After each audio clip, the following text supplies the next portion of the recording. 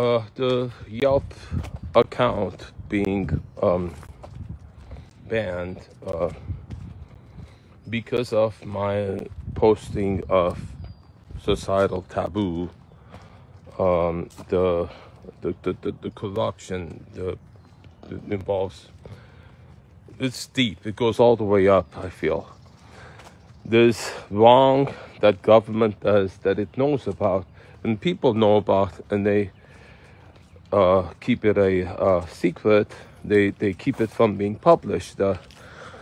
That's shown in the movie Border Town with Jennifer Lopez and Antonio Banderas. The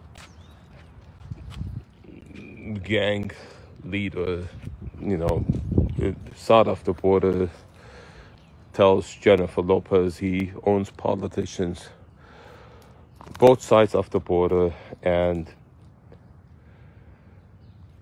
that the journalist that Jennifer Lopez portrays is prevented from covering that story because her own boss says we can't cover this because it's accepted that we can't. What is it? You want to go back? Because we can't. What is it? And dog's just standing there, doesn't want to go. This is just dog just wants to stand here. For some reason, dog wants to go back. So,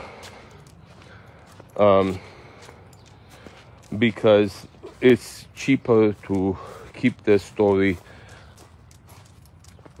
censored than to expose it and break the system. Like that's what it is. The corruption in this country, every aspect of the corruption, police involvement with gangs, takeover of houses for gang using squatting scam, lawsuit abuse that profits attorneys and also politicians supporting laws, and cops saying we don't write the laws, we just enforce them. So that the fact that that's in police academy training, to say that, and to set up a lawsuit abuse scam and say it's a civil matter. The cops set up lawsuit abuse scams and then they say it's a civil matter. That's in police training. Police are trained to help gangs take over property using squatting scams, to help lawsuit abusers abuse lawsuits and get rich. Profit lawyers, whether it's dog bite or accident, people die or made sacrifice for lawsuit abuse, right? So a girl, an addict, gang member in a rehab that leaves and she gets murdered. Now, this is very horrible truth. Intentionally, and a lawsuit is filed against that rehab for allowing her to leave. So that's how they make profit. That's how gangs, accidents are created intentionally where physical harm is done, because that's big lawsuit. If someone ends up in a wheelchair, that's big lawsuit win for the boss of that scam. And that sort of stuff happens all the time. So this is horrible truth. And so City Council member Priezel, at the Sepulveda Basin Dog Park, administrator over there, all of her efforts to censor my reporting of corruption and her comments about me, her hatred towards me and people of my kind, whichever you would think that would be, outspoken people, Middle Eastern people, adult survivors of childhood sexual abuse, people who talk too much and speak the truth you don't want to hear, people who what was her objection? I'm going there singing karaoke.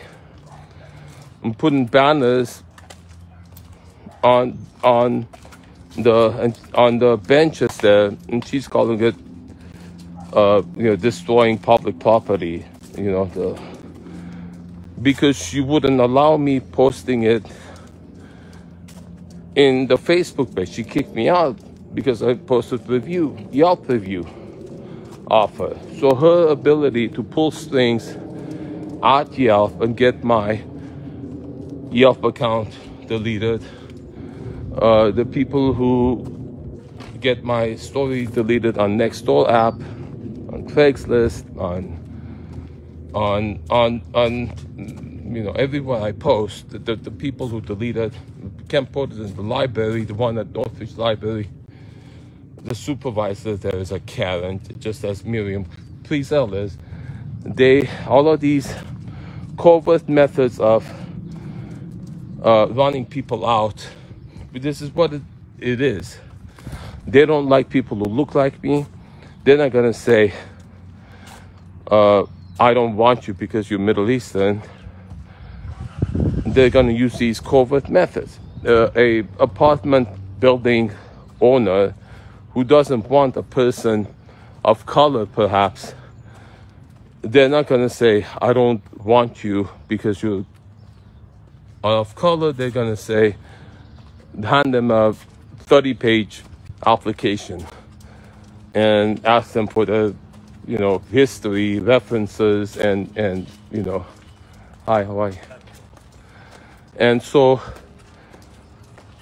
discrimination happens in this country covertly.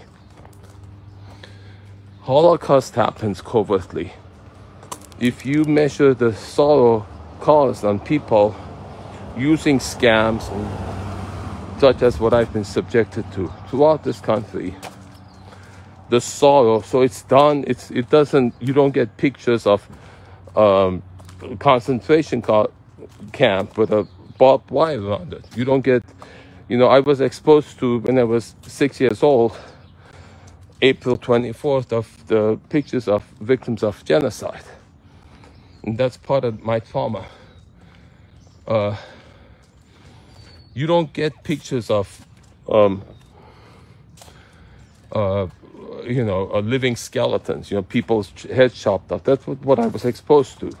That's what my ancestry, that's what my grandmother was exposed to. And the footprint it has left on us was living to this day.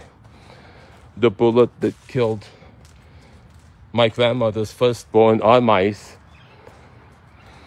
what I'm going through is still the repercussions of that intentional murder. And the story is there. Why my mom was called Kaklashlan, which is the worst to this day, with that unwanted child because she was a girl.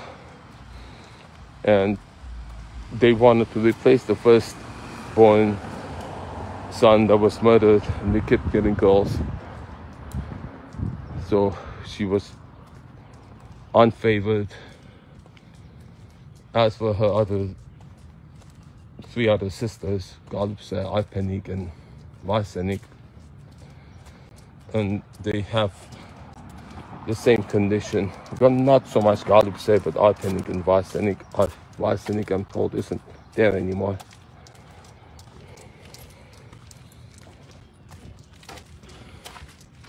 So this is the story. Holocaust does happen. If you could measure the sorrow I've experienced because of what has happened, it's done in a way, so it's psychological warfare. And it's done in a way that it leaves a footprint, but the footprint it leaves is intended to destroy your credibility, make you...